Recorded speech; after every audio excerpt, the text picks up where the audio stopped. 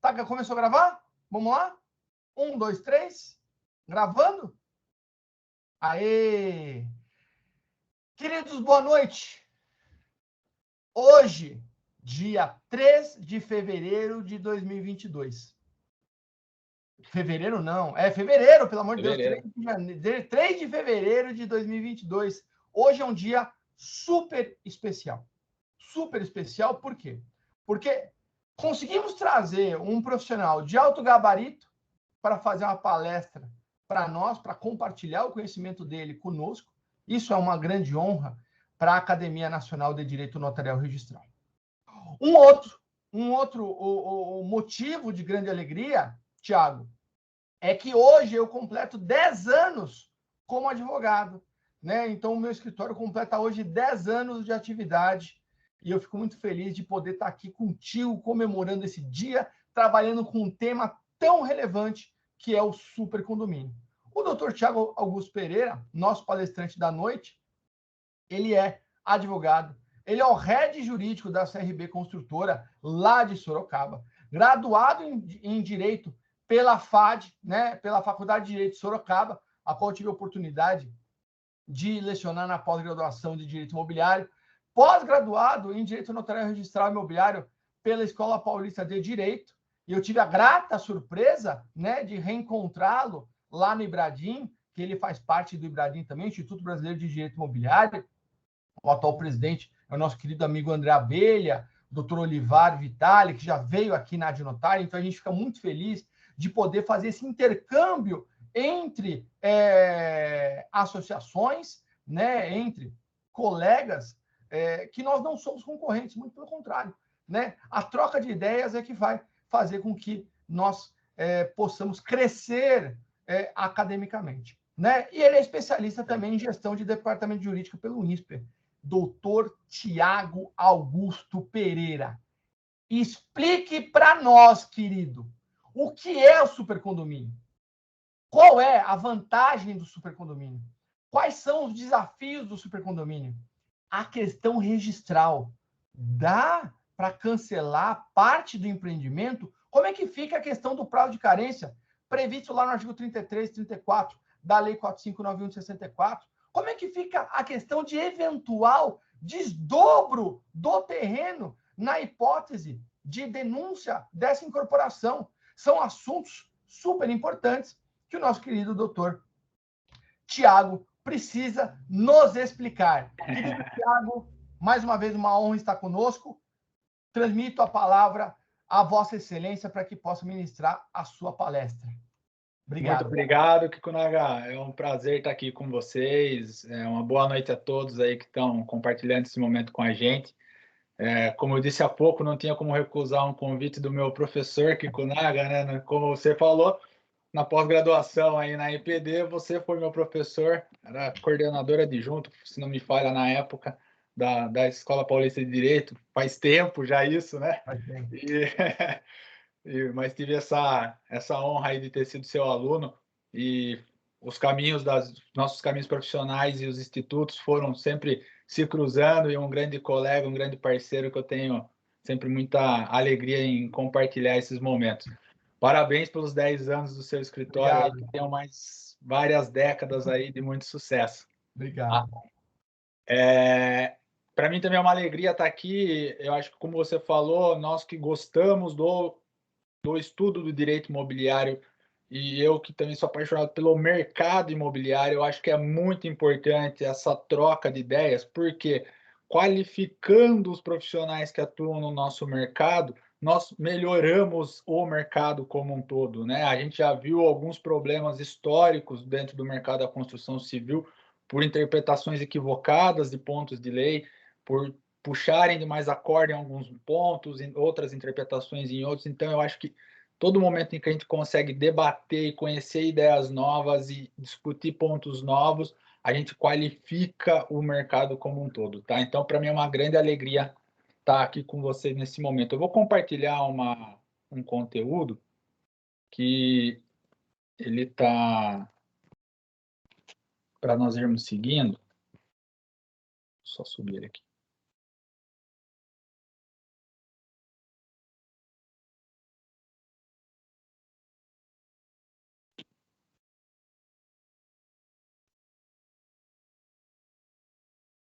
Tá aparecendo para o pessoal?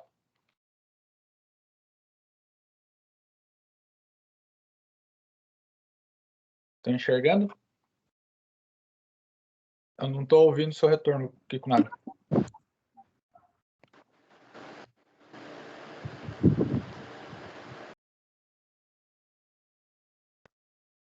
Super condomínios, né, Thiago? Isso. É isso aí. Isso aí. Vamos lá, então. Então, aqui eu vou fazendo ali algumas passagens, tá? E fique à vontade aí, se já tiver em uma das suas 20 perguntas, você já vai fazendo, eu já vou respondendo aqui, a gente já vai avançando, tá? Tá bom. O primeiro, eu acho que o mais importante quando a gente fala, né, dessa questão do supercondomínio, é que, na verdade, essa é um nome criado muito mais pela doutrina e por... Muito mais pela doutrina, não, é criado pela doutrina, porque na legislação nós não vamos encontrar isso em nenhum momento, né? A nossa legislação fala em incorporações de edificações, em incorporações desdobradas, em subcondomínios em alguns casos, mas essa ideia do supercondomínio foi uma invenção do mercado, foi uma invenção da doutrina para demonstrar uma forma plural de incorporação. Então, geralmente não, há necessidade de que seja um terreno único, né? Quem já está mais acostumado com a incorporação sabe que a incorporação só se dá sobre um único terreno, né? Você pode ter ali, agregar vários lotes, mas no momento da incorporação eles têm que estar todos unificados, né? Registralmente falando, a gente não tem como fazer uma incorporação sobre duas matrículas, temos que fazer essa unificação prévia e depois a incorporação. Então, isso é um pressuposto básico. Porém, com edificações geralmente de uso misto, né? Você tem ali uma mistura de shopping center com comercial, com hospital, com uma parte residencial, às vezes uma parte residencial focada para alto luxo, outra para luxo, outra de uso rotativo. A gente tem muito hoje, né? Essas incorporações onde parte do prédio é para uso rotativo, o demais é para residência. Então, o supercondomínio, ele é essa construção aí doutrinária e jurisprudencial, com previsão legal em muitos pontos, aonde a gente abarca, dentro de uma incorporação só, uma pluralidade de modalidades, uma pluralidade de universo, sempre pensando no melhor aproveitamento urbanístico do terreno, e num melhor comportamento de toda essa comunidade, que tem um regramento muito forte, como a gente vai chegar para falar disso, tá? Depois também eu posso, eu acho que para nós não se apegarmos muito nessa questão da apresentação, depois eu compartilho para que você possa distribuir aí a todos da área notária, tá? Então, falando de previsão legal, né?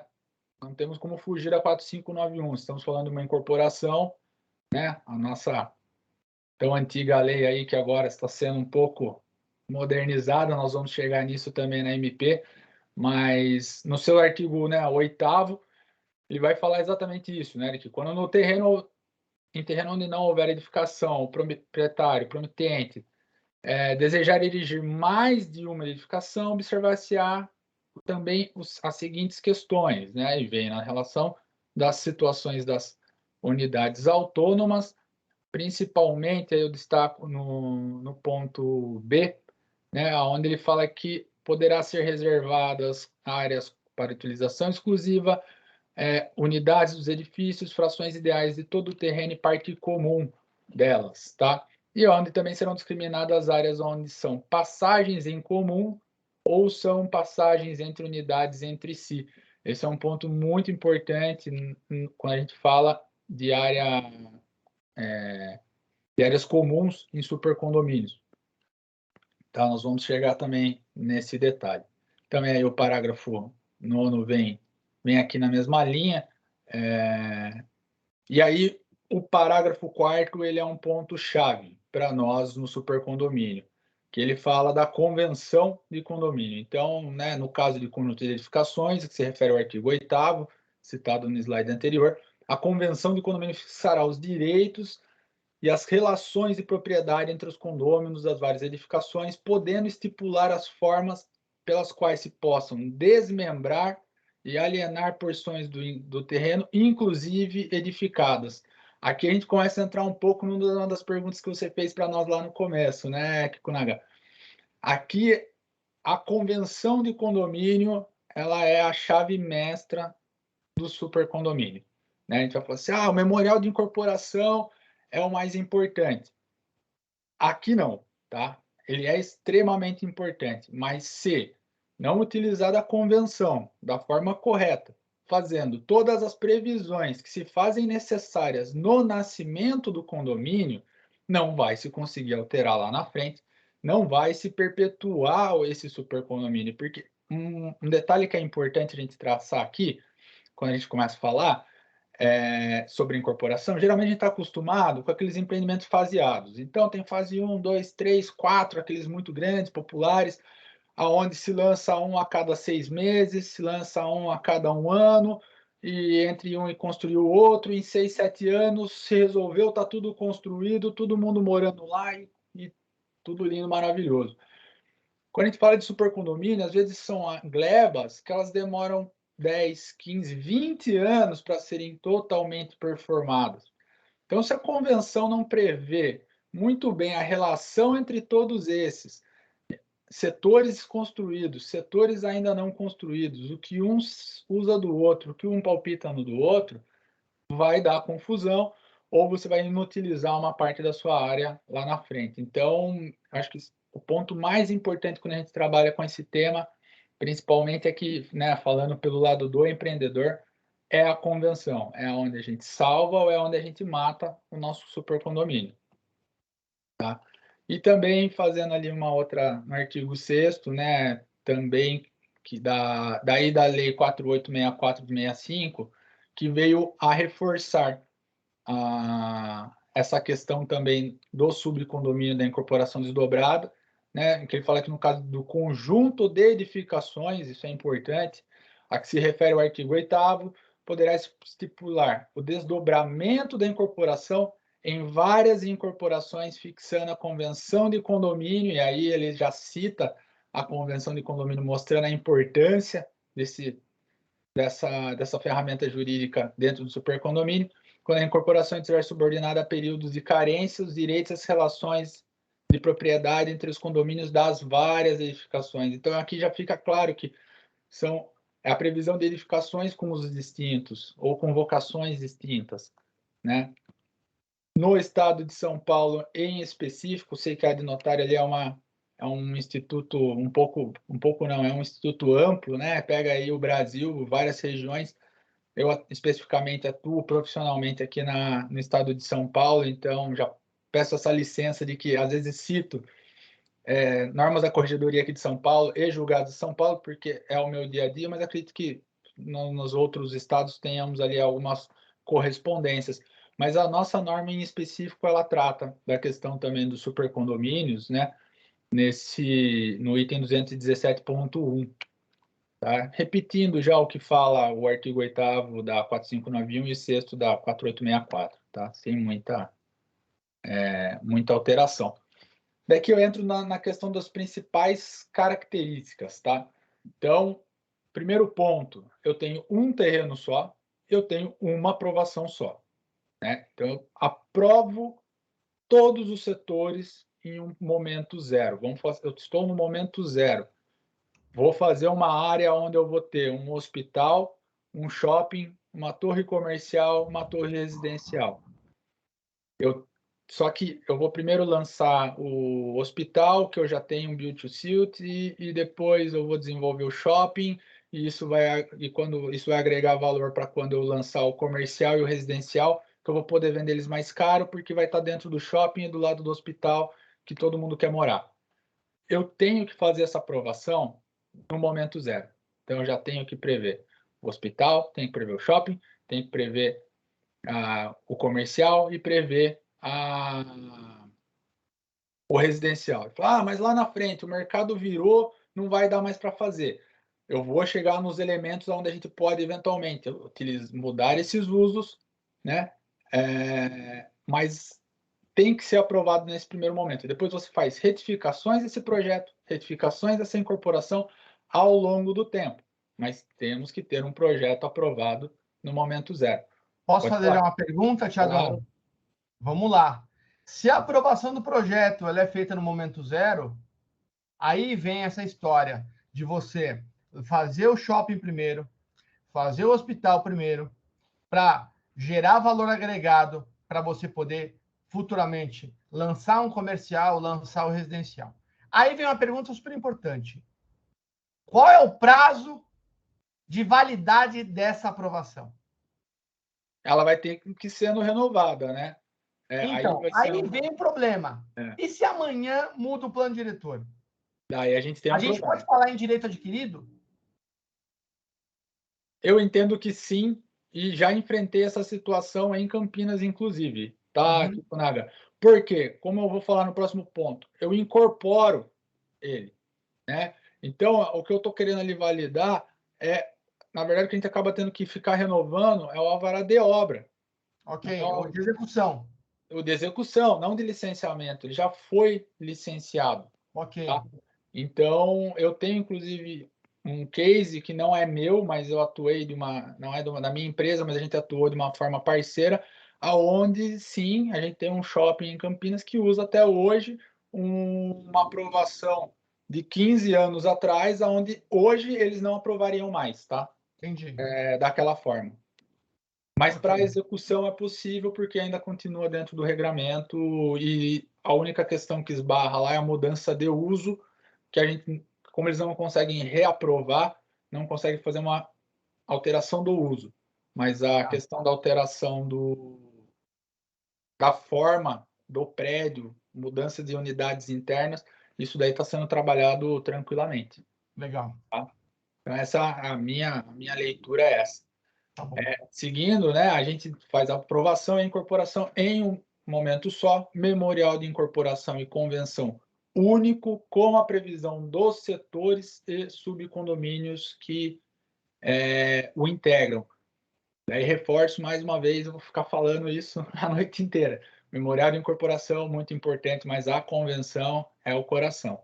Sim. É ali que você vai prever aonde se pode ter eventualmente uma alteração ou não do uso dos setores futuros, se esses setores futuros podem eventualmente ser redimensionados, tá? Desde que nem... E daí eu já vou fazer um parênteses que eu acho que é muito importante. Em nenhum momento é permitido mexer naquelas áreas que já foram lançadas, tá? Então, eu acho que aqui é um parêntese importante, porque quando eu vou falando, mas vai mexer na incorporação, vai reaprovar o projeto, vai retificar a incorporação, vai mexer em fração ideal de setor, sempre daqueles ainda não lançados, daqueles ainda não vendidos. Aqueles lançados e vendidos não mexe mais. Direito adquirido dos compradores, previsto na 4591, somente com a unanimidade dos condôminos, né? Não há que se falar em 4591 e não há que se discutir o Código Civil. Porém, com as previsões condominiais adequadas, aqueles setores ainda não lançados, que estão ali na integralidade na mão do empreendedor ou de outros empreendedores, né, mas que tem ali um dono único, ele pode ser sim haver aí os seus desdobros, as suas alterações, desde que previsto e regulado já nesse momento zero. Tá? Legal. Os quadros NBRs, eles também são feitos de forma setorizada, tá? Delo menos aqui no estado de São Paulo assim é exigido, até porque daí você consegue calibrar as frações ideais dentro das unidades. Se eu tenho, de repente, vamos voltar no exemplo que eu estava falando, tinha pensado que lá, eu lancei o hospital, lancei o shopping, e minha unidade tinha sido aprovada 4 por andar de 50 metros. Nossa, lá no ano 5, quando eu tô para lançar, falei, putz, mas aquela área ali agora tem uma vocação para apartamento de 100 metros. Vou reaprovo na prefeitura a questão de, olha, não vão mais ser 4 por andar, vão ser 2 por andar de 100 metros cada um. Eu vou ter que mexer no quadro. As frações vão mudar como um todo, mas eu mexo no quadro dentro daquele setor específico. As alterações de fração ideal dentro daquele quadro específico não vão afetar os setores já implantados, já averbados, especificados, né? Então, isso é uma questão muito importante para se dar essa previsibilidade de poder adequar depois esses setores. A questão... Pode Só falar. um detalhe, Thiago. Em relação, então, como você faz a setorização, da incorporação, você não tem problema com o oficial de registro quando ele discute a questão do artigo 43, inciso 4º da Lei de Incorporação, que é aquele famoso artigo que veda a alteração do projeto, né, de construção. Isso. Correto? Você vai ver que eu vou enfrentar esse tema, inclusive apresentando uma jurisprudência que, inclusive, é a única que eu já encontrei, que eu já perguntei para várias pessoas, para o Mark, para o Olivar, é o que todo mundo usa, né? Quando eventualmente enfrenta essa situação, de que estando previsto na convenção, não se alterando fração, não se alterando direitos das unidades já vendidas, das unidades já especificadas, averbadas, é possível a alteração dos demais setores. Tá? Então, quando a gente, por isso que eu falei que é muito importante prever isso no memorial, e também já fiz aquele parênteses lá de que a gente sempre tem que respeitar as áreas implantadas. Se a gente está falando lá do prédio que eu já construí, que era uma série de salas para clínica, e eu vou fechar todas as clínicas, vou transformar num mall, aí sim eu vou precisar da unanimidade dos condôminos, porque quem está alterando o uso, vai ter todo aquele retrofit, que é aquele problema do retrofit, né? Que também a gente não acho que no momento oportuno pode fazer a discussão, fica um ali que não quer o retrofit e atrapalha todo, mas voltando aqui para o nosso tema, respeitar essas áreas especificadas, a gente não enfrenta o problema do 43, tá? Daí, seguindo, outro ponto que é muito importante é a questão dos prazos de carência e os prazos de entrega, porque, como eu já disse, eles vão se perpetuando aí ao longo do tempo. Então, a gente já prevê o prazo de carência de cada um, que ele acaba se vencendo e depois ele tem que sendo renovado lançamento a lançamento. Tá? Aqui eu mostro, esse é um projeto de um exemplo, um exemplo de projeto de uma área que eu trabalho. Descarregando. Oi? Não. Opa. Não tá. Alguém vazou o áudio aí. Eu vou pedir para fechar o áudio, por gentileza. Desculpa, Thiago, vamos lá. Sem problema. Vamos lá. Então, eu não sei se fica fácil de ler, mas a gente tem aqui uma legenda, onde eu tenho 1, 2, 3, 4, 5, 6, 7, 8 cores, onde eu tenho 7 setores distintos e uma cor é o que a gente chama de comum geral, que é aquela área que ela é comum para todos os supercondomínios. Então, por exemplo, é uma entrada, uma alameda, onde você vai abrindo, muitas vezes estacionamentos são compartilhados, né, entre esses supercondomínios. Então, você tem as áreas comuns daquele setor específico para uso daquele setor específico, e existem áreas de uso compartilhado entre esses setores, tá? Então, aqui eu estou mostrando também porque a gente consegue exemplificar algumas das situações que eu já tratei, que eu já comentei. Então, nós temos aqui um shopping center nesse verde-limão, onde ele é o maior, né? Ocupa grande parte aqui do terreno, e temos vários outros que eles foram especificando para outros tipos, tá? Usando um exemplo clássico, onde a gente vê o amarelo, aqui onde está meu mouse, que agora se chama setor residencial 3, ele antes era o comercial 2. Aqui nós tivemos, falando em caso prático, a mesma empresa que pegou esse laranja comercial 1 ia fazer 2 torres, que inclusive se conectavam pelo estacionamento. Uma foi um sucesso, a outra pegou um momento de baixa do mercado e eles desistiram. Devolveram para o shopping, o setor inteiro, e hoje nós aqui da CRB incorporamos um residencial, alteramos o uso, aprovamos tudo isso na prefeitura, é óbvio, né, antes de conseguir fazer qualquer tipo de retificação junto ao cartório, E hoje a gente tem aqui em uma projeção de torre só 3 subcondomínios. Eu vou estar mostrando isso também e como que a gente geriu essa questão. Eu acho que às vezes, muitas vezes, o caso prático é a melhor academia, né? Sim. Então, mostrando aqui o meu caso prático, ele fica aqui entre Sorocaba e Votorantim, é uma conurbação. Votorantim é uma cidade aqui do nosso lado, que você atravessa a rua, você tá numa cidade, você tá na outra, bem aqui do lado do meu escritório, por sinal. E aonde nós vemos um shopping, um supermercado, esse Brick, o Iguatemi, é o nosso empreendimento. E Legal. o business é o comercial, tá? Aqui só uma curiosidade, né, de que, como eu falei, o shopping fica entre duas cidades. Então, quando é feriado municipal em uma cidade, abre metade das lojas. Quando é feriado municipal na outra cidade, abre só a outra metade. O shopping, ele tá no meio? Isso. Só que daí... Fisicamente? Fisicamente, Mas daí tem uma malandragem registral aqui que eu já vou dar a dica. Aqui, Konaga. Quem fez, que, salvo engano, foi o Mark.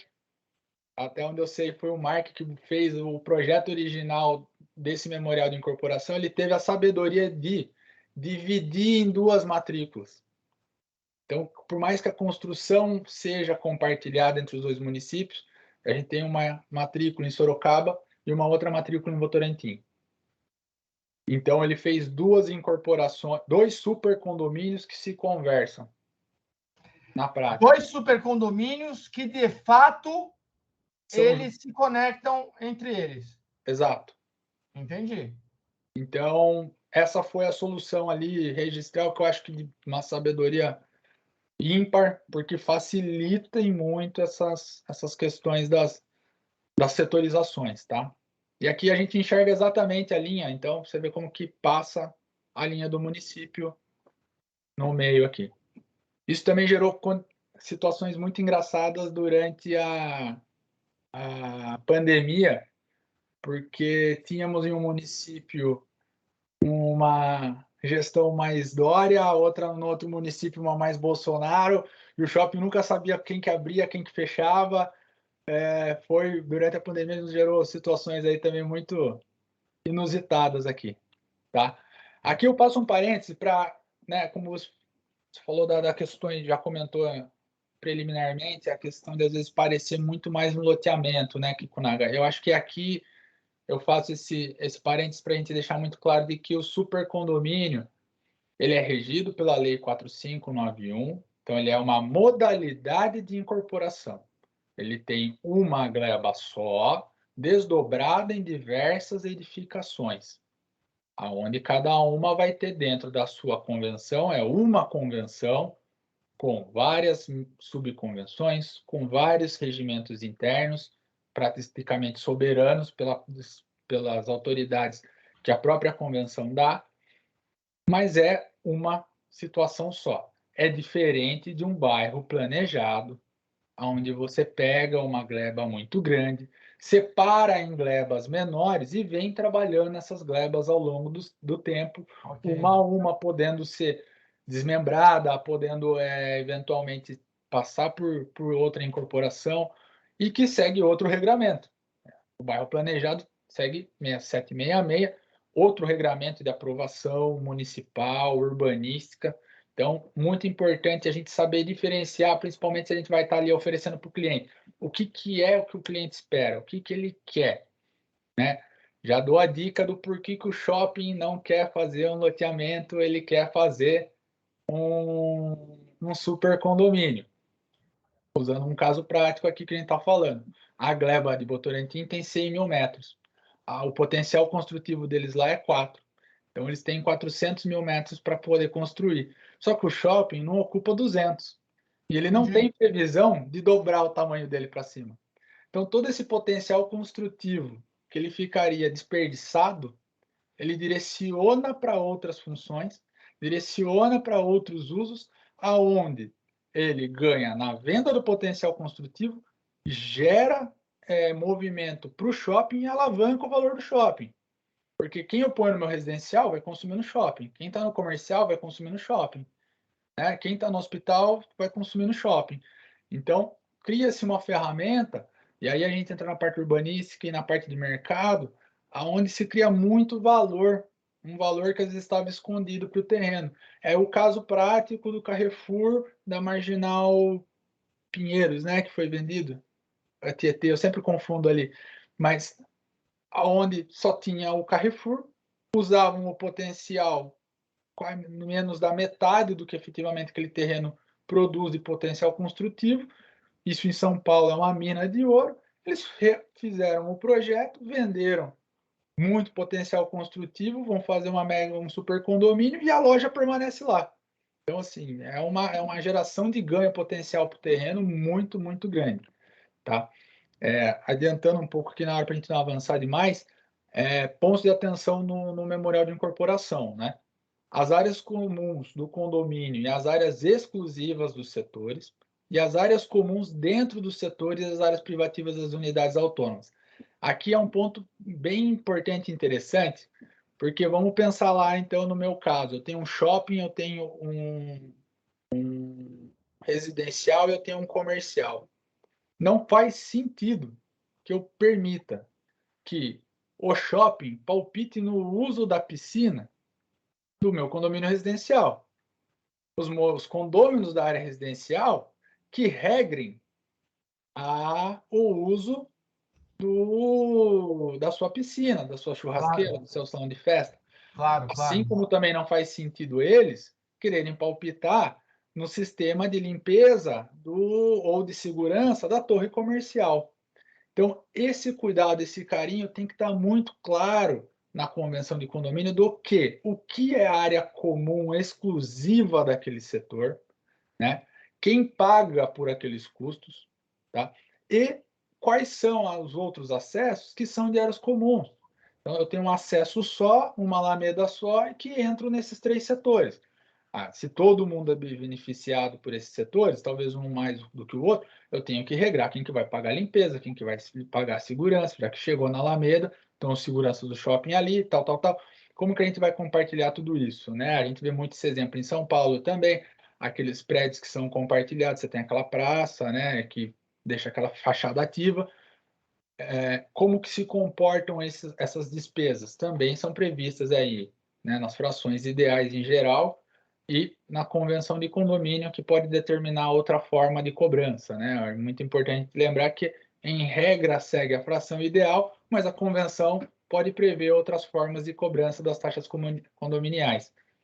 Então, aí também muito, muito importante. E a questão, mais uma vez, da incorporação desdobrada.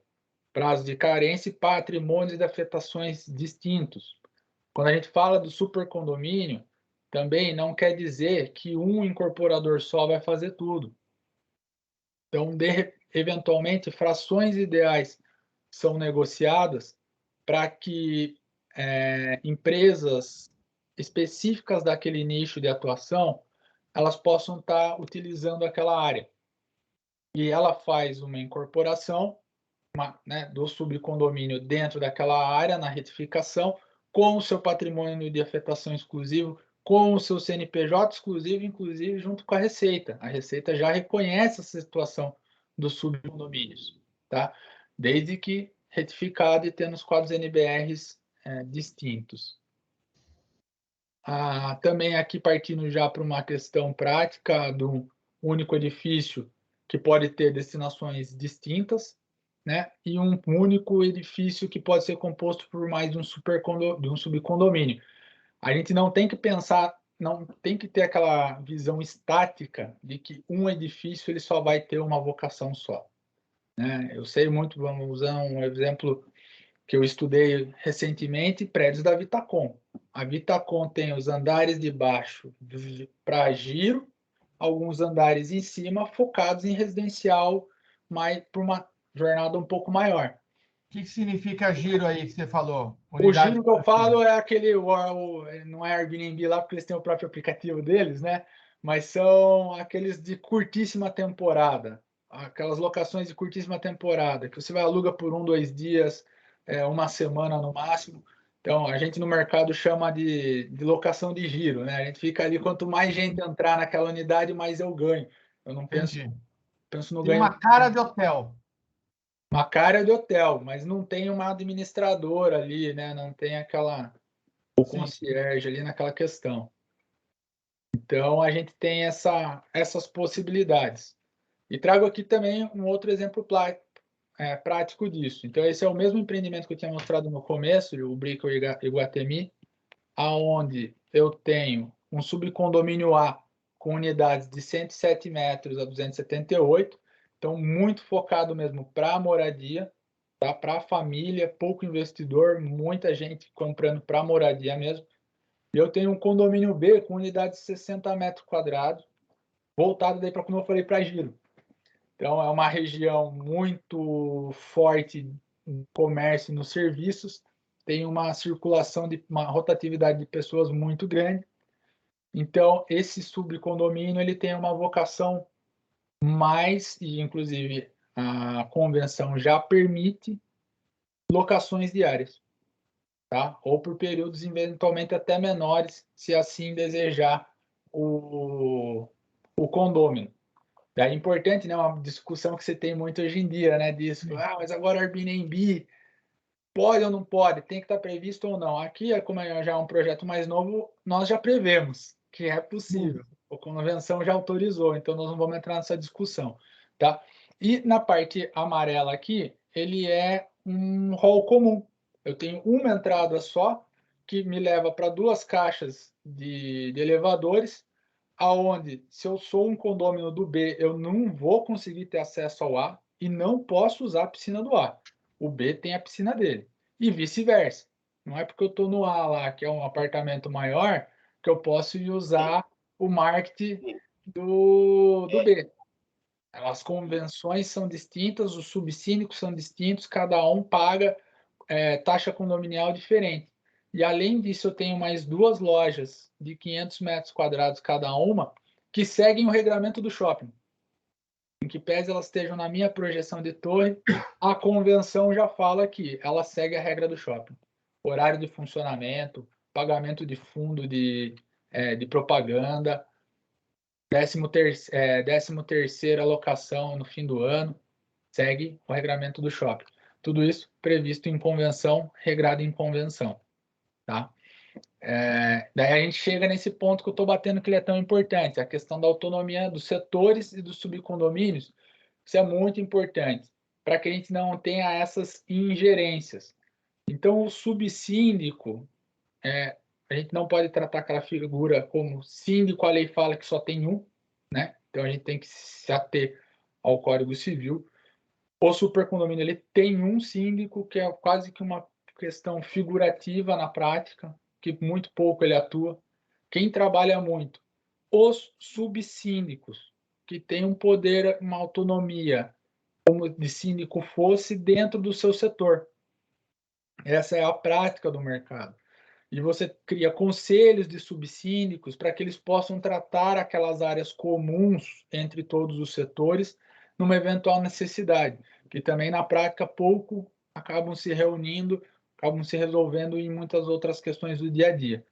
Os regimentos internos para cada setor, onde fica muito claro em que um setor não palpita na vida do outro, eles têm que viver de forma harmônica e eles só se conversam quando for de áreas comuns entre eles, mas entre um e o outro não se palpita. Aquilo que eu falei, né? Não dá para a tiazinha lá do residencial querer palpitar na vida do shopping, assim como não dá para o shopping vir falar como eu regro de que dia que pode ter festa no meu salão de festa lá para criança, se pode cachorro, se não pode, não faz sentido, né? Sim. A gente trabalhar com isso. A questão das assembleias de condomínio e como elas ocorrem. Então, o condomínio ele é um só, ele é separado em setores e subcondomínios. Essa assembleia também de condomínio é outra que, na prática, pouco acaba acontecendo. As assembleias de setores e subcondomínios, sim, são aquelas que acontecem regularmente, extraordinárias, ordinárias, onde se regra a vida dentro desses próprios setores. Tiago, nesse tipo de supercondomínio, você faz regramento das assembleias virtuais? Aí, como é que funciona isso daí? Ou os subcondomínios, eles tradicionalmente se reúnem de forma presencial? Porque Aí parece muita gente, né? Parece, sim.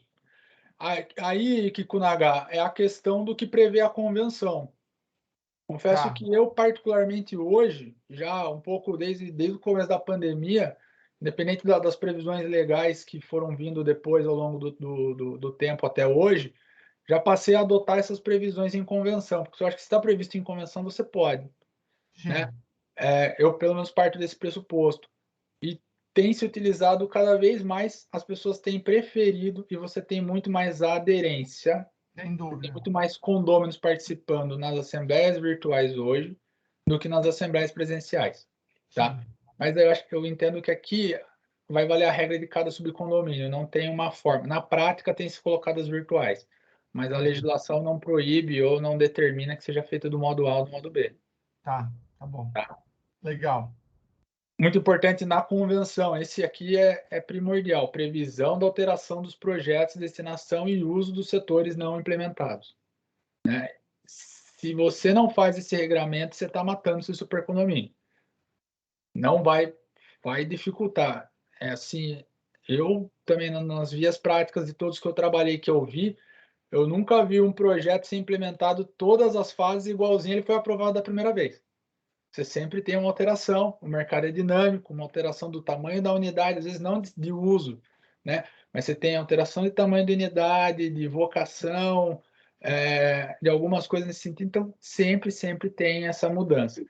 As disposições transitórias para regular as áreas não implantadas também é muito importante, inclusive para quem suporta o ônus delas, né? Se eu tenho áreas comuns entre todos os setores, eu tenho 2, 3 setores que ainda não foram implantados, mas que de certa forma se beneficiam daqueles custos que estão tendo, quem suporta, né?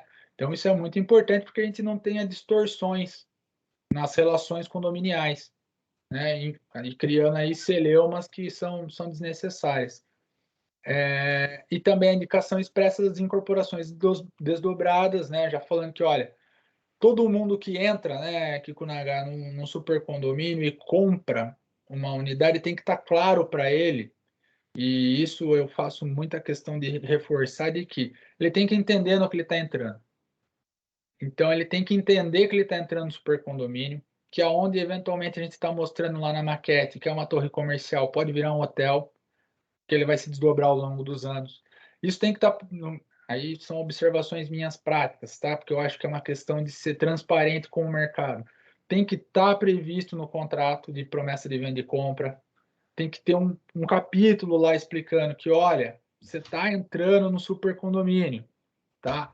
A regra aqui é daquela convenção enorme, monstruosa, que você vai ter preguiça de ler. Então, os principais pontos estão aqui. Questões de cláusula mandato também são muito importantes, onde ele já anule alterações eventualmente das outras áreas, desde que respeitadas as partes especificadas, as partes que estão sendo negociadas. Né? E Nessas... você, Tiagão, falando dessa questão da cláusula mandato, você nunca teve problema com o oficial de registro por conta dessa questão?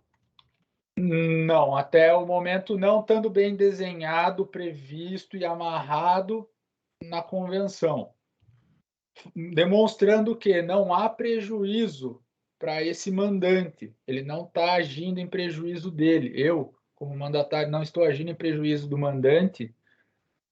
Já tive questionamentos de assim, olha, para mim não vale, a gente senta, conversa, mostra que não está havendo esse prejuízo e não realmente o havendo, aí, né, a gente supera. O que não pode ter é o abuso, né, que às vezes a gente acaba vendo no mercado. É. Então a gente está assim, usando exemplos em que realmente eu não vou usar esse mandato em prejuízo do mandante. Tá. Tá? Partindo do pressuposto que nós não estamos esticando a corda. Vamos pegar caso prático no mercado em que isso aconteceu? Vai acontecer. Né? É impossível nesse nosso mercado aqui no Brasil alguém já não ter usado ou tentado usufruir desse ardício. Mas quando a gente consegue sentar com o oficial e mostrar de que não está havendo esse prejuízo, tem se utilizado sim essa cláusula mandato, tá? Eu não tenho. Quais foram, Tiagão, já assim, trazendo para uma questão registral, que geralmente as pessoas têm bastante curiosidade, você tem na cabeça aí quais foram as exigências mais bizarras que você teve e as exigências mais sutis que você teve que lidar, né? Porque a gente sabe que tem algumas exigências que são bizarras, né? São questões que muitas vezes o oficial de registro ele acha que aquilo é correto e ele acaba exigindo e está incorreto. E outras situações que o oficial te ajuda, dizendo, olha, essa cláusula aqui ficou meio estranha. Não seria o caso de você mudar a redação, assim por diante, tal? Você pode dar um panorama geral sobre a cabeça do oficial de registro na hora de registrar esse supercondomínio? Ele é assim, tá? E falando principalmente eu que atuo no interior, capital aí, São Paulo, tá bem mais acostumado com isso. Acho que hoje em dia eles já não enfrentam mais esses problemas. Mas aqui no interior, no primeiro momento, ele é muito chocante, tá? A gente tem que sentar e praticamente vir com essa apresentação e falar assim, ó, vamos fazer um bate-papo, deixa eu te explicar como que funciona, tá? Então, às vezes a gente encontra algumas resistências e alguns pedidos que são por não entender o instituto e como ele se comporta nos casos práticos. Quando a gente mostra casos práticos que as coisas funcionam,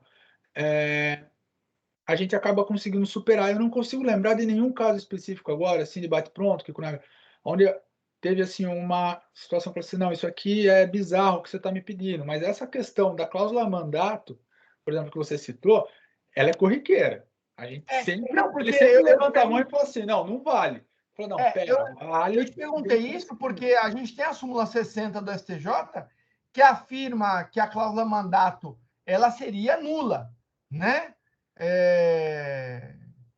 Então eu queria saber, porque eu já vi decisões do STJ também dizendo, relativizando essa súmula 60 do STJ que afirma que a nulidade da cláusula mandato.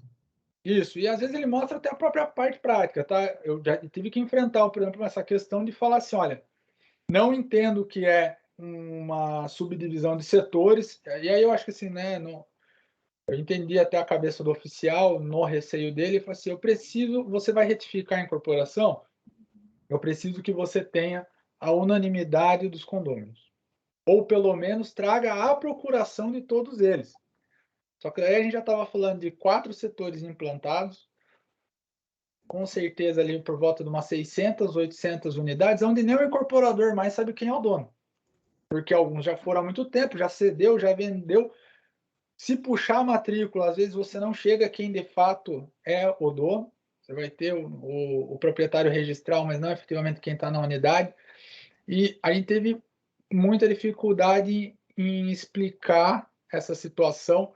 Usamos muito o julgado que eu vou apresentar aqui na frente, explicando nessa questão de que, se a convenção assim o previa, se quando eu vendi eu fui claro para as pessoas no que elas estavam entrando, e aí, muito importante a gente ter esse histórico dos compromissos de compra e venda. Se eu mostrava lá para ela onde ela estava entrando, se eu estava lá explicando para ela até onde vão esses poderes da cláusula mandato, a gente superou essa questão, tá? Porque ia matar o supercondomínio. As outras áreas que ainda não tinham sido implementadas, elas praticamente iam ser inutilizadas. Seria um problema comercial muito grande. E a gente conseguiu enfrentar e inclusive um que trabalhou comigo nesse caso foi a Daniele Gazel e o Olivar. Trabalhamos muito forte com isso e conseguimos superar essa questão. Tá, Kiko? Mas esse ponto que você está tocando, assim, é um ponto sempre muito sensível. O registrador sempre trata com muita sensibilidade e com muito carinho essa situação. Até porque quando ele abre lá a decisão do STJ recente, falando que o artigo 661, parágrafo 1º, ele exige os poderes especiais. E aí a gente analisa que essa questão da cláusula mandato é uma autorização para o incorporador agir, teoricamente, em contrariedade ao artigo 43, que veda a alteração do projeto, o cliente ele pode ficar preocupado de você gerar algum prejuízo para ele. Né? Pô, mas ele está alterando o projeto, será que isso não vai me impactar? Aí vem a questão, existe poder especial específico, um poder extremamente vinculado, ou você tem alguma margem de discricionariedade? Eu imagino que o oficial de registro fica numa saia assim, pô, mas se eu vou deixar a cláusula mandato, vem o incorporador, repagina todo o empreendimento e desconfigura o empreendimento em prejuízo desse cliente, investidor ou comprador que tenha comprado, falando, não, eu quero o empreendimento assim, comprei por causa disso, por essa questão, tal, e você acabou de mudar, tal.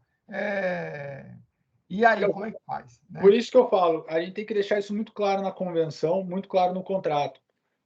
Aquele comprador que ele entrou, ele sabe que o outro setor, o dele não vai poder mexer. Aquele que ele comprou e entrou, esse não vai mexer. Né? Okay. Isso é extremamente importante falar. Quando eu vou fazer o desdobrar, vou fazer alguma alteração, eu tenho lá o setor 1 e 2 implantados, vendidos, né? Às vezes em fase de construção ainda, mas já está vendido, eu não mexo mais. Eu vou mexer no 3, no 4, no 5, mas não posso ter prejuízo para eles, né? Então, eu não vou poder, agora eu vou mexer no 3, eu vou invadir sua garagem aqui no 2 e vou usar ela em comum, se não estava previsto no projeto, se não estava previsto em convenção. Então, é esse o cuidado e o carinho que tem que ter, como você mesmo falou. Não pode usar cláusula em prejuízo do mandante. Agora, demonstrar esse prejuízo ou não é que está um pouco da arte do negócio, tá? É muita casuística, é muito sentar mesmo com o oficial e é um ponto sensível. Eles sempre olham esse ponto e até onde você está indo com essa alteração de projeto. Tá? Não é porque a prefeitura autorizou que eu tenho que aceitar aqui no meu cartório. Claro, São pontos totalmente diferentes, olhando óticas totalmente distintas. Né? Claro. Então, é nisso. E sempre preservar, isso eu acho que trago para mim profissionalmente, trago no meu dia a dia, onde não se pode em nenhum modo prejudicar as áreas já implantadas, né? Por isso que quando se pensa no supercondomínio, se pensa no macro e alguns ajustes, sim, a gente pode ter, às vezes, alguns ajustes maiores, mudança de setor, mas nunca que gere prejuízo, né, para aquela área já implementada, né? Por exemplo, vou usar aqui um exemplo que, ao menos na minha cabeça, seria alguma coisa que poderia causar prejuízo. Eu tenho lá uma área onde era para ser um mall, do lado do residencial eu transformo numa balada. Será que são compatíveis essas mudanças de uso? Talvez não, mas eu tinha ali onde era um mall e vou transformar ele numa outra vocação no mercado. Deixa de ser mall, várias lojinhas, vai ser uma loja só. Eu entendo que não vai contra o residencial. Então, tem muita discricionariedade aí sim, tá, Kikunaga? Tá. Mas a gente prevendo, trabalhando bem na convenção, na formulação desses CVCs, a gente cria aí meios de estar trabalhando com isso sim, sem ter eventuais problemas e depois eventuais também indagações dos condôminos das áreas já implementadas, tá? Tá, legal. Avançando aqui, eu trago o julgado que eu falei, né? Então, ele de São Bernardo do Campo. E o que é mais interessante, né? Que mostra como a gente não deve só ler a ementa do julgado, né? Porque lendo a ementa aqui, você vai falar assim, não, mas não pode mexer. Porque, né, condomínio edilício, incorporação imobiliária, desistência parcial, matrícula autônoma, abertura, desmembramento, anuência da totalidade dos condôminos e quando a gente vai ver lá na ementa, recurso não provido, ou seja, contra o empreendedor. Mas passando para o próximo slide, né, depois vou compartilhar com vocês, acho que vale a leitura desse acórdão por um todo, para aqueles que não o conhecem, mas eu vou destacar um ponto que acaba sendo aí uma jurisprudência mãe para nós que atuamos nessa área, onde que ele fala, né, o destaque aqui, não se ignora que aqui no memorial de incorporação consta autorização para a incorporadora alterar livremente o projeto de construção dos edifícios que não tiverem unidades autônomas alienadas a terceiros, né? Mas daí o que ele fala, todavia, nesse caso em específico, todavia, como ressaltado pela dota Procuradoria-Geral de Justiça, referida autorização está relacionada à alteração do projeto de construção que ainda não foram alienadas, e não a desistência da incorporação e o desmembramento do imóvel. Esse caso ele ataca, era um tema interessante, onde ele queria desmembrar efetivamente aquele setor. Tá? Então ele falou assim, ó, construiria, eu não vou saber o caso prático específico, mas era mais ou menos assim, eu construí o 1, o 2, eu não quero mais construir o 3, me tira do terreno, que eu não vou mais trabalhar essa torre 3, e vou alienar para um terceiro de forma autônoma, vai ser uma outra unidade. E nesse caso foi vetado, falar, não, você pode mudar o bloco, você pode mudar o setor se ele ainda não foi vendido, mas não vai poder estar desmembrando. Entendi. Tiago, se me permite, o João Branco ele fez uma pergunta aqui que eu acho que é interessante a gente já fazer essas interrupções, até para você tomar uma aguinha, né? A convenção do condomínio fica registrada juntamente à incorporação. Exato. É isso? Sim, exato. Perfeito. Sim. Até porque o artigo 32 da Lei de Incorporação exige que você entregue uma minuta da convenção de condomínio. Que agora não é mais uma minuta, né? Agora, Oi? Com a vigência da MP 1085, não é mais minuta, né? Não é mais minuta, que eu acho um absurdo, porque se você tem amanhã algum problema na incorporação, você vai denunciar, você instituir um condomínio, aí vai vir. Eu penso, preciso refletir mais, eu penso que vai gerar mais confusão, né? Até porque a unidade, apesar dela ser unidade autônoma, ela não teve a sua conclusão. Mas, vamos lá, fica para um outro momento. E quando na prática o doutor Tiago acredita que seja um momento em que o incorporador deixa a liderança do condomínio e entrega diretamente à administração dos condôminos? O incorporador, num caso desse, Kiko Naga, respondendo a pergunta aí do João Branco, ao quem deixa aí meu carinho, é um grande parceiro meu aqui também, da minha cidade vizinha aqui de Salto de Pirapora. Creio que seja ele, né? Não são tantos. Mas o incorporador ele só sai de fato quando especificado todos os setores, né? Nesse ínterim, ele entrega setores determinados.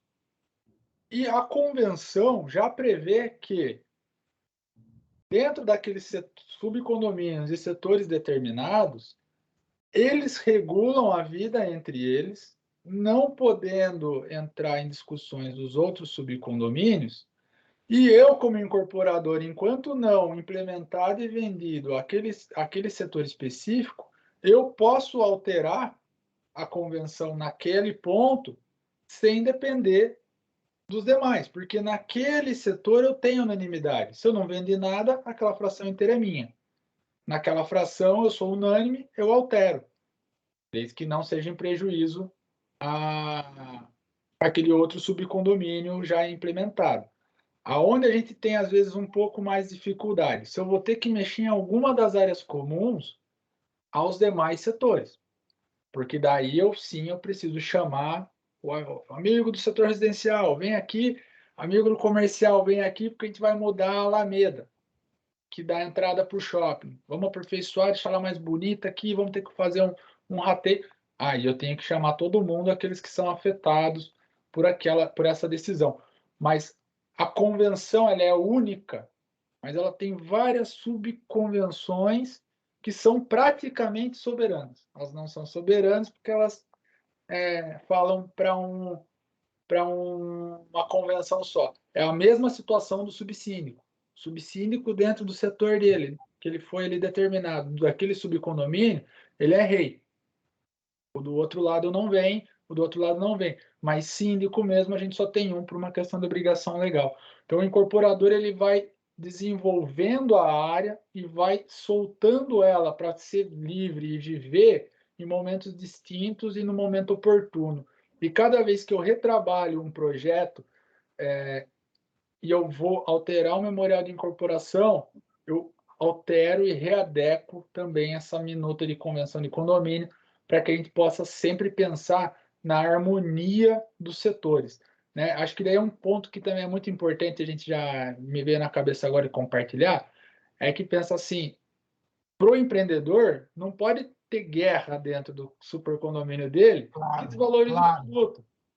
Então, sempre que se pensa na harmonia. Eu não posso desvalorizar um setor em desfavor do outro, né? Então, tudo que a gente faz e pensa é pensando na harmonia, é pensando em agregar valor para todos, tá? Então, às vezes a gente pensa assim, mas isso aqui gera prejuízo para o fulano de tal. Não é a ideia nunca, né? Eu não quero que um setor seja mais valorizado que o outro e que daí eles não se conversem, porque a perda é geral. Até porque, quando o empreendedor ele lança o empreendimento, é uma questão de credibilidade do empreendedor, né? Ele não está ali de forma leviana, trazendo empreendimento para o mercado. Ele está mudando a realidade, mudando a vida das pessoas. Pô, o cara não ter preocupação com a convenção de condomínio, né? Copiar e colar, só se for um aventureiro, né? E Porque, assim, bem aventureiro, né? Porque a gente está falando de áreas grandes em geral, sim, áreas com grandes investimentos.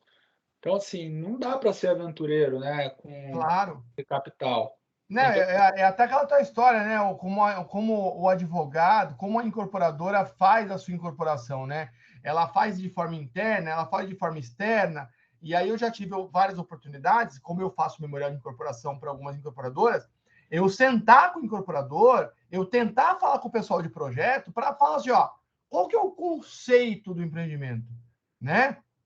O que vocês querem buscar? Qual é o público que vocês querem alcançar? Por quê? Porque a gente tem que analisar essas questões na convenção. Porque se a gente faz um Ctrl-C, Ctrl-V de convenção de condomínio, amanhã você vai transformar esse condomínio numa guerra.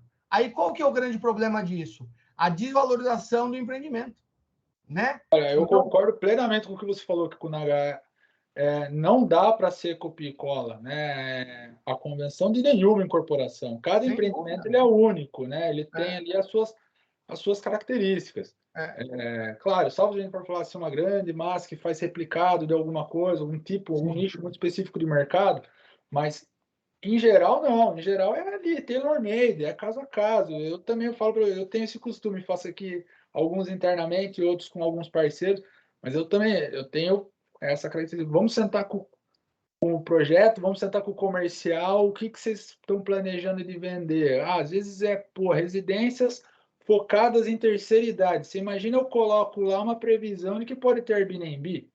claro.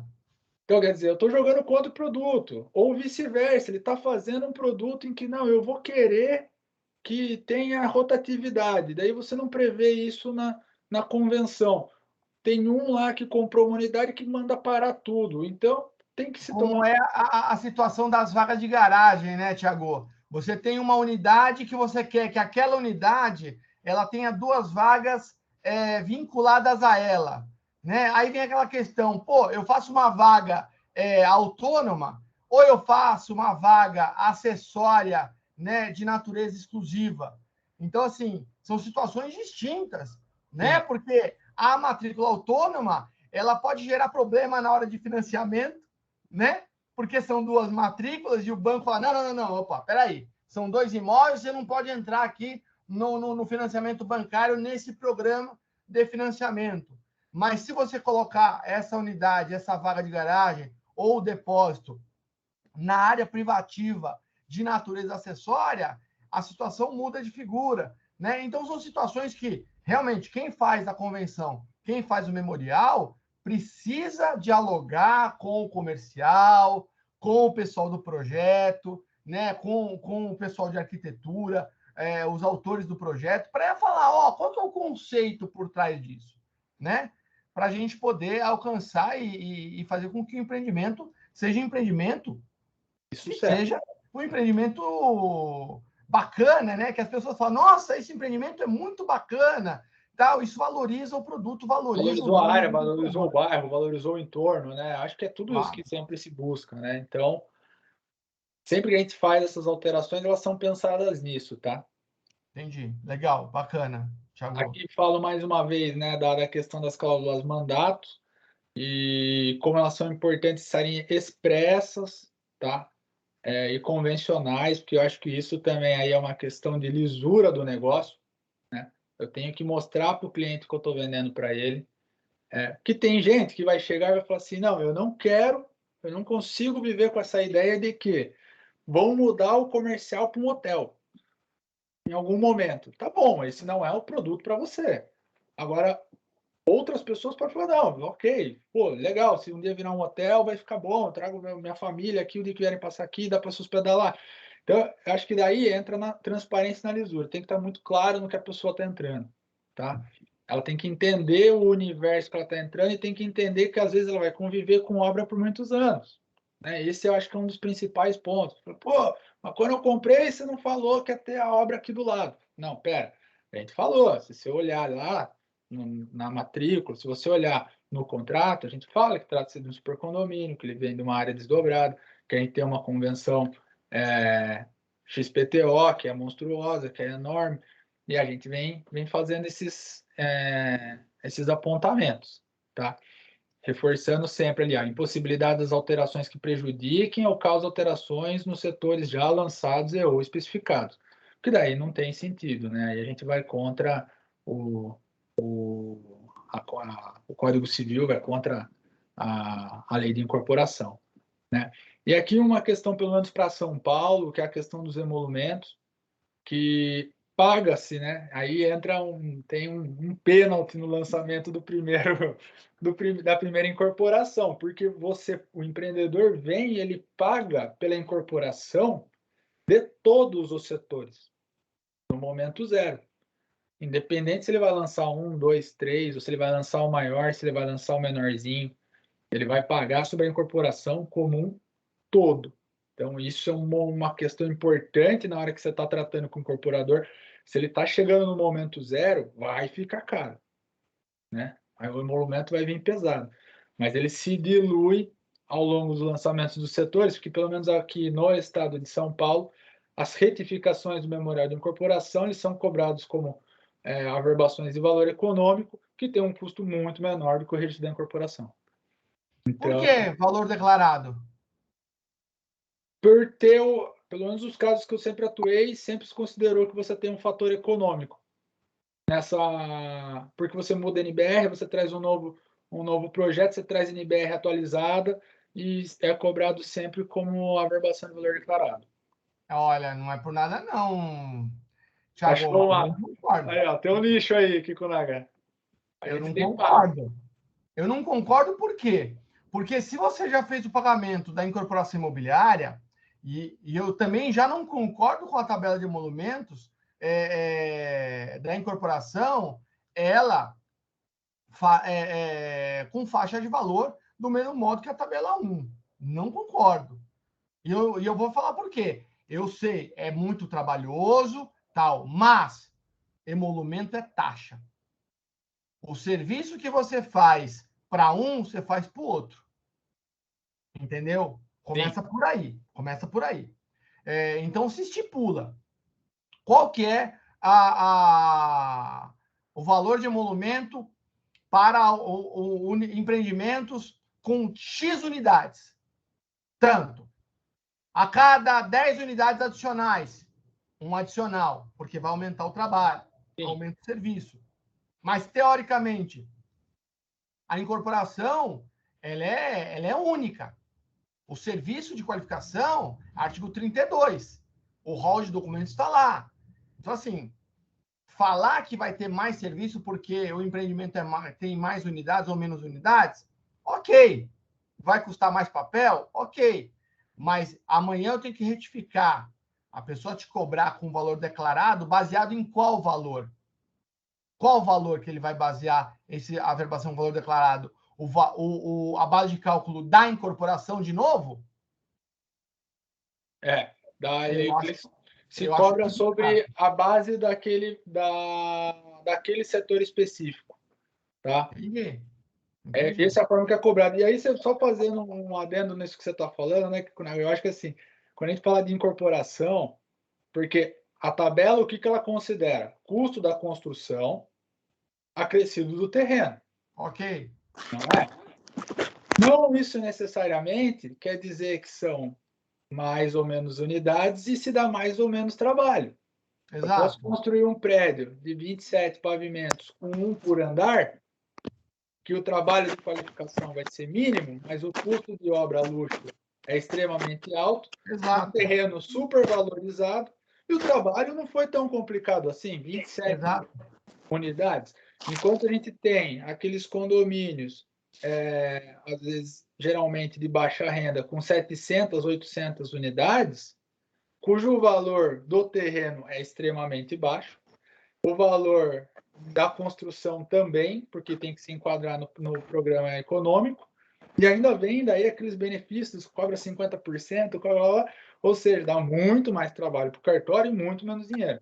Então, eu também sou adepto dessa ideia que a tabela ela desvirtua. Eu acho que seria por unidade, seria um negócio muito mais justo do que a gente tem hoje. Mas, se atendo no que a gente tem de tabela hoje, aqui no estado de São Paulo, é dessa forma que está sendo na prática cobrado. Então, você tem um pênalti muito alto no momento zero, mas depois você acaba diluindo esse custo junto com as certificações sendo cobradas com a verbação. Sim. Tá? Daí, só um pouco antes de eu chegar nesse último ponto aqui, eu acho que talvez uma coisa que não ficou clara, as pessoas precisam, mas por que é vantagem fazer um supercondomínio? Por que eu não faço um monte de gleba e vou fazendo uma por vez? Por que eu fico tendo esse baita desse trabalho? E daí eu vou entrar de novo naquele meu desenho, onde eu vou mostrar para vocês o seguinte. Primeiro, a questão do aproveitamento do potencial construtivo. O potencial construtivo não utilizado por essa área verde, eu consigo distribuir ele aonde eu quiser dentro dessa mesma gleba. Se eu quiser construir uma torre aqui no fundo com 55 andares, desde que eu não tenha problema de gabarito, eu construo. Eu gasto todo o resto do potencial construtivo ali, coisa que seria impossível dentro de uma gleba se ela fosse separada. Vou usar o caso específico de um dos meus setores também. E a gente está usando esse mesmo benefício num outro setor, já usamos em várias vezes. Eu tenho uma projeção uma projeção de torre de 4.000 metros quadrados, onde se eu aplicasse pura e simplesmente a regra urbanística de poder construir potencial construtivo de vezes 4, ia poder construir 16. E não ia poder construir em 100% do terreno, porque eu tenho que ter normas de recuo, né? Porque se são lotes separados, eu tenho normas de recuo. No meu caso prático, eu tenho 4.000 metros de terreno de projeção de terreno, 100% de taxa de ocupação e tenho lá 29 mil metros quadrados de área construída. Por quê? Eu uso todo o recuo do resto do terreno, das outras construções a meu favor. Eu uso a permeabilidade do restante do terreno a favor do meu setor específico. E eu pego um potencial construtivo que me foi vendido por esse grande empreendedor para que eu possa lançar e subir mais a minha torre. Então, eu remunero o metro quadrado que eu produzo e uso outros benefícios de recuo que, se fossem por glebas, eu não conseguiria fazer nunca. Então, você tem uma forma urbanística, regras urbanísticas de construções dentro do mesmo terreno que são totalmente diferentes de quando você vai trabalhar em construções com terrenos vizinhos. Tá? Então, só para a gente fechar, acho que poder entender um pouco de por que fazer esse baita desse trabalhão se tem um potencial econômico muito grande por trás disso. Legal. Tá? Legal. E daí, Kiko Naga, já estamos chegando aqui no último slide, né? Até pelo avançado do momento. Exato. Eu trago a questão da MP 1085, né? Ok. Então, aí eu acho que a gente cabe um disclaimer, né? Que assim, estamos no dia 3 de fevereiro, trabalhando com a MP que vale hoje. Semana que vem, se ela vai para votação, é outra, né? A gente não sabe se ela não vai caducar e não vai valer mais, volta tudo para o que era antes. Então, como no Brasil a gente vive essa questão da insegurança jurídica, né?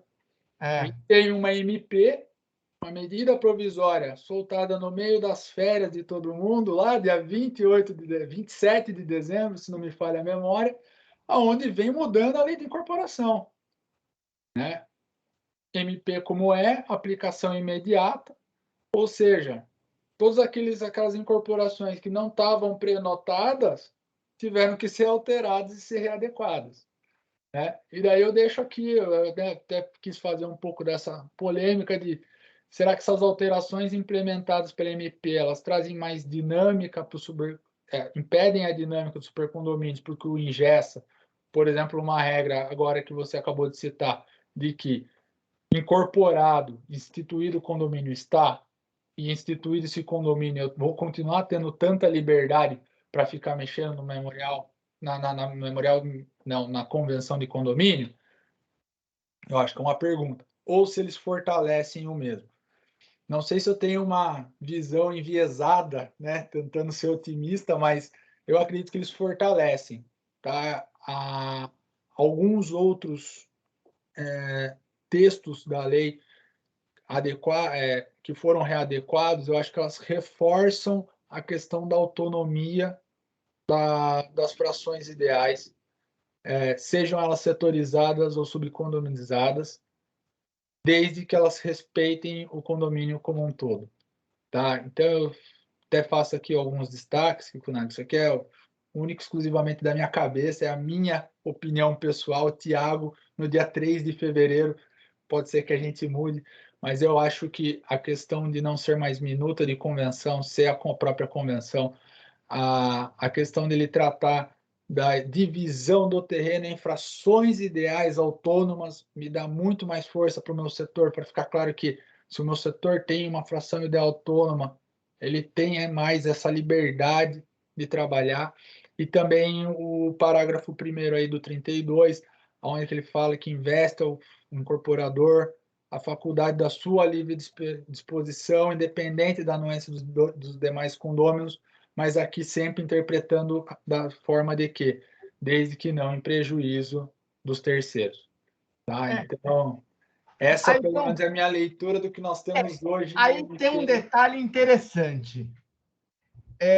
O parágrafo 1º A aí, ele fala o registro do memorial de incorporação sujeita às frações do terreno e respectivas acessões a regime condominial especial. Ele afirma isso. Investe em incorporadores, futuros adquirentes, na faculdade da sua livre disposição. Bom, maravilha. Só que tem uma hipótese, artigo 68, 63, salvo engano, da Lei 459 de 64, que fala da habitação isolada. Essa habitação isolada, ela não vai se tornar um condomínio edilício. Então, eu posso ter condomínio edilício, como eu posso não ter condomínio edilício. Então, assim, são leituras que eu acho que as pessoas esquecem, né? A lei de incorporação, ela já trazia esse poder da fração ideal ser compreendida como unidade autônoma e, evidentemente, falar que ele tem a faculdade da livre disposição, para mim, é um absurdo, porque a ideia da incorporação imobiliária é a alienação. Então, na verdade, não é uma faculdade, na verdade, é um dever que ele tem alienar as frações ideais para quê? Para poder bancar a construção, né? E independe da anuência dos demais condôminos. Isso já está presumido no sistema da incorporação. Por quê? Porque eu vou permitir a alienação. Se eu considero cada fração ideal uma unidade autônoma, o regime edilício da incorporação do futuro empreendimento já me permite essa liberdade, né? Então, assim, quando eu vejo essas MPs e o pessoal discutindo, é aquela tal história. O cara colocou no texto o que já era. O que mudou? Nada. Então, assim, eu não sei. Eu acho que a gente está vivendo um momento, Thiago, que a gente é obrigado a ter uma lei para falar o óbvio. Né? Por quê? Porque se não falar o óbvio, as pessoas não aceitam. Então, assim, eu acho que o pensamento jurídico ele está em retrocesso, né? E isso gera insegurança. Porque o oficial de registro, se não houver uma norma gramaticalmente clara para ele conduzir o ato, ele não vai fazer. Vai fazer. Ou seja, ao invés de estarmos avançando no tempo, avançando na escola da livre pesquisa, né? De fazer as interpretações baseadas no bem jurídico tutelado. Estamos retroagindo para o século XVIII, nas grandes codificações, lá na escola dogmática do direito. Ou seja, onde eu tenho que ter uma norma gramatical escrita para eu poder fazer ou deixar de fazer alguma coisa. Então, assim, eu vejo com maus olhos esse tipo de legislação que afirma o que já estava previsto, né? Então, assim, eu não sei se vai criar mais confusão ou não essas novas leis aí. E falando nisso, né? Eu estava hoje à tarde estudando aí, junto com a Abraim, que as questões das emendas. Até a hora que eu estava acompanhando, acho que por volta de 2h30, 3 horas da tarde, a gente já estava na emenda 113. Então, assim, o que vai sair desse MP, por isso que eu falei, eu estava aqui analisando o texto que a gente tem hoje. O que vai sair, Kiko Naga, a gente vai discutir, sei lá, daqui 90 dias, né? Exato. Ou daqui 180, quando renovar. Mas eu quis trazer, acho que esse ponto ele é atual, ele realmente impacta e eu vou trazer um pouquinho da discussão aqui para a gente fomentar aí o conhecimento. Bacana. E falta o último slide, que são seus contatos aí, Thiago. Daí eu deixo aqui, né, os meus contatos, o LinkedIn, um QR Code que leva direto para o meu LinkedIn, meu e-mail também, para quem quiser aí trocar uma ideia profissional, a gente estou sempre aqui à disposição, gosto muito. Para quem não concorda com o que eu falei, também gosto muito de conversar com quem não concorda, eu acho que é no debate acadêmico educado que a gente progride. Às vezes a gente está tão enviesado, olhando sempre de um lado, a gente não percebe uma alteração do outro e a gente consegue aperfeiçoar muito nosso trabalho. Então, né, gosto também dessas construções aí, desses debates acadêmicos, eles muito me agradam. Essa é a ideia da Ad Notari, Tiagão. A gente poder discutir sem a preocupação, né, e evidentemente com todo respeito com os participantes, da gente realmente repensar, né, as obviedades, repensar os conceitos. Eu acho que isso que é o mais importante e é a nossa missão da Ad Notari. Pelo avançado da hora, eu sou obrigado a encerrar com um gostinho de quero mais, com um gostinho de que precisamos rever o advogado que trabalha na área imobiliária, ele precisa tomar conhecimentos desses novos empreendimentos para ele poder compreender e poder assessorar o seu cliente no momento oportuno, né? Então, às vezes, algumas pessoas falam, pô, mas eu nunca vou me deparar com isso. Como não? Supercondomínio é uma realidade, né? As empresas vêm buscando desenvolver os municípios e a gente precisa estar ligado com isso, né? A Ad Notari Brasil inteiro, que a gente vem buscando associados e debatendo toda quinta-feira gratuitamente, né? A gente para um pouquinho para compartilhar o conhecimento. É a nossa missão e, mais uma vez, Thiago, eu agradeço imensamente a sua presença, a sua generosidade de compartilhar o teu conhecimento conosco e ainda mais nesse dia tão feliz para mim, que é completar 10 anos de escritório, ouvindo e aprendendo contigo. Muito obrigado, meu amigo. Eu que agradeço mais uma vez o convite, Kiko. Desculpa eu ter me alongado demais aí. Imagina, e encurtar o espaço para os debates. Meu e-mail está aqui, alguma resposta, alguma pergunta que ficou aí no chat sem Ótimo. resposta, por favor, me encaminha com o contato. Eu vou ter todo o prazer aí da gente de tá respondendo, tá debatendo aí com o pessoal. Perfeito. Quero participar mais aí com a Ednotário, estou seguindo aí nas redes, estou acompanhando, já vi que durante esse mês tem outros vários debates bem interessantes. Vou estar aqui acompanhando também. E, mais uma vez, muito obrigado pelo convite, uma alegria estar aqui nesse momento. E fico à disposição para outros temas também, que a gente for pensando, outros debates, trazendo, podendo sempre compartilhar aí um pouco da visão do mercado como um todo dentro desse debate acadêmico. Legal. Obrigado, Thiago, mais uma vez. E aos participantes que ficaram conosco até agora, meu muito obrigado. Feliz ano novo para todo mundo. E vamos começar 2022 na quinta marcha. Terça-feira, de manhã, temos a live entrevistando o nosso novo diretor de conteúdo, Dr. Jorge Alexandris Leiloeiro. Próxima quinta, mais palestra. Amanhã tem reunião dos associados lá da Coordenadoria de Desenvolvimento Legislativo com o César Peguini. Queridos, fiquem com Deus. Boa noite, Tiagão. Forte abraço, querido. Até breve. Tchau. Até mais. Tchau, tchau.